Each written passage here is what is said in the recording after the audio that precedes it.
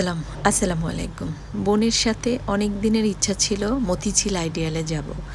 যখনই আমার বোন ঈশ্বরদী থেকে আমাকে ফোন দেয় যে বর্ণা আমি ঢাকাতে আসব এই কাজে, তখনই আমি বলি সুরমি তুমি আর আমি একদিন আমরা মতিঝিল আইডিয়ালে যাব। তো আমার আপু আসাতে আমরা মতিঝিল আইডিয়ালে গিয়েছিলাম এবং মতিঝিল আইডিয়াল থেকে মেট্রো রেলে করে আসব, এটাও আমার ইচ্ছা হলো। তাই আমার বোনের সঙ্গে আজ মেট্রো রেলে যখন প্রথমবার আসছি তখন আমার একটু ভালোই লাগছিল, কারণ মেট্রো রেল চালু হয়েছে কিন্তু আমার আসলে মেট্রো রেলে ওঠার প্রয়োজনই হয় না।